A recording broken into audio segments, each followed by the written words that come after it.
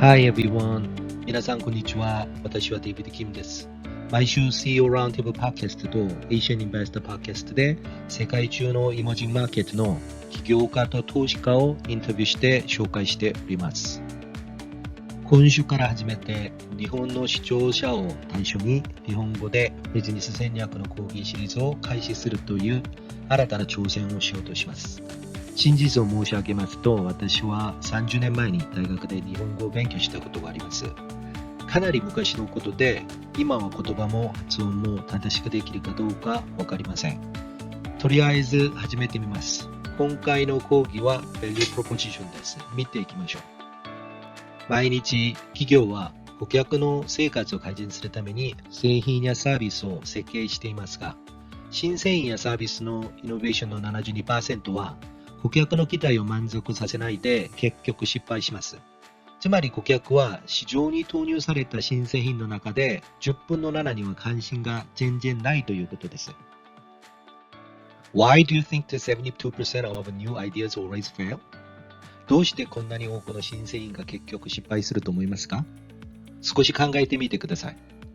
ある調査によると、ほとんどの起業家は自分のアイディア自体に夢中になっているために失敗するということです。言い換えれば、彼らは顧客を理解することに集中するよりも、自分のアイディアと恋に落ちるのが問題だということです。またもう一つの理由は、ビジネスモデルとバリュープロポジションが十分にテストされていないということです。では、どうすればこのような深刻なビジネスモデル上の問題が解決できると思いますか？答えは簡単です。自分の視点じゃなく、顧客の視点からニーズと問題を理解する共感能力が出発点になると思います。だけど、私が起業家からいつも聞いているのは、自社の製品は一番いいものだとか、非常にいい原料を使って作っているとか、3年、5年、長期間努力してようやく開発したという話ばかりです。残念ながら彼ら起業家が言ってるのは、顧客の視点からの顧客の問題解決とは全然関係ない話ですよね。Let's talk about the formula for the business success. 有名なビジネス成功の方程式なんですが、Success equal Value Proposition, Uniqueness, Business Model, Timing, and Team Alignment。ここでビジネス成功の出発点になるのが Value Proposition だということがよくわかりますね。事業の基本構造ってどのような構成になると思いますか？まずお客さんがいますね。お客さんは何が重要なのですか？解決したい問題があるはずですよね。このような考え方が Value Proposition の出発点になります。Value Proposition を説明する他の方法で Why should I buy from you? なぜ私があなたから買わなければならないんですか？マーケティングのグルーであるコトラは彼の著書コトラマーケティングで潜在的な顧客が抱く重要な質問に対する答えとして Value Proposition を定義しています。Why should I buy from you? 顧客の問題って何でしょうか？今一つの例としてジョブ理論を見てみましょう。When we buy a product, we essentially hire something to get a job done. 人は何らかのジョブを処理するために製品やサービスを雇うという考え方、理論です。ここで注意しなければならない部分は、タスク、仕事とは顧客が何をしているか、使用しているソリューション、または仕事を遂行するために取っている手順の説明ではありません。仕事タスクは顧客が最終的に達成しようとしていることを具体的に書いたリストです。ジョブ理論とは顧客の本質なニーズを定義しています。有名な例でハーバード大学教授テオデル・レビさんの話がよく出てきます。人々は4分の1インチのドリルが欲しいことではありません。彼らは4分の1インチの穴が欲しいです。ドリルを買う人が欲しいのは穴であるという格言。顧客のやるべき仕事、解決する問題から考えた理論です。消費するではなく雇うと呼ぶことでジョブを理解しやすくなると思います。重要なことは、バリュープロポジションに当てはまるのは、製品サービスそのものではないということです。顧客に提供する価値は相手がきちんといてその相手に届く価値ということです。製品サービスは消費するではなく雇うと呼ぶことでジョブを理解しやすくなると思います。ものすごく多機能な冷蔵庫、スマート冷蔵庫の事例を見てみましょう。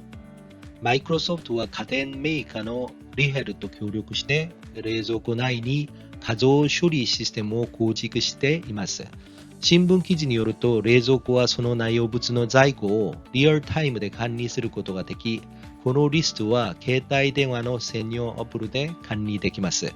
新しいいい多機能そのものは普通バリューとか価値があると言えますけど、顧客が欲しがらない多機能だったらその価値はどこにも届いていないことになります。意味がないということです。次に Value Proposition のビジネスモデルキャンパス上の位置を見てみましょう。真ん中に位置しているのがわかりますね。ビジネスモデルキャンパスで右側が組織の外の仕事、左側が組織の内部の仕事を表しています。Value Proposition は組織の内部の仕事から生み出し、そして組織の外に顧客に届けるという意味で真ん中に位置しています。では、Value Proposition Canvas って何ですか？先ほど説明したように、ジョブ理論、お客さんが終わらせたいタスク、お客さんが解決しようとする問題、そして製品サービスを通じて顧客が満足する可能性ってあるんだろうか？自社の提供している、またはこれから提供しようとする価値と顧客のニーズとのズレを見つけて、顧客のニーズにフィットするビジネスアイデアを考えるためによく使われています。お客さんが解決したい問題、この重要性があります。そしてペイン、痛みを感じていること、どんなことがあっても減らしたいと思っている。逆に、お客さんが嬉しいこと、得たい、もっと得たいのなんだろうか。ここにフィットさせる。Value Proposition っていうのは、例えば、痛みを取り除くための手段、そしてお客さんが嬉しいと感じるために、それを提携するためのプロダクトサービス、これを機能的、社会的、または感情的に手助けするか、こういう視点で見ていきます。では、Value Proposition のジョブあるいは助けてどんな種類なのかというと、大きく3つあると言われています。まず、機能的なこと。Functional Job。顧客が日常で解決したい問題ですね。そして2番目が感情的なこと。Emotional Job。顧客の感情が動いたり安心できることです。3番目が社会的なこと。Social Job。顧客がそれをすることで注意からよく見られたり、権力とステータスが得られるようになることですね。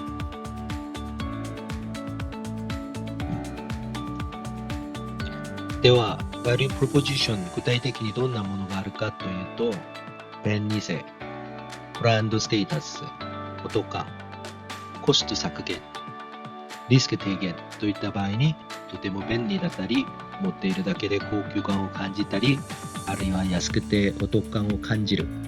また、面倒なコストを削減したり、リスクを減らしてくれるというものも Value Proposition です。Value Proposition は顧客セグメントに適合し、顧客のニーズに焦点を合わせる必要があります。ここにフィットさせる Value Proposition っていうのは、例えば痛みを取り除くための手段、そしてお客さんの嬉しいと感じるためのドライバー、そして提携するための製品サービス、顧客の視点で自社の視点で提供する価値ですね。例えば有名な Uber を例にとってみてみましょう。ワンタップで車が直接に届く。あなたの運転手はどこに行くべきか正確に知っている。支払いは完全にキャッシュレス。待ち時間の短縮。高性能の GPS 機能で移動時間の短縮。タクシーより安い。Uber のように確実で独自の提供する価値があって、バリュープロポジションが顧客セグメントにしっかりフィットする場合、優れたビジネスモデルであると言えます。そのように、バリュープロポジションと顧客セグメントがしっかり噛み合うことを、プロダクトマーケットフィットと言います。今回は以上です。ありがとうございました。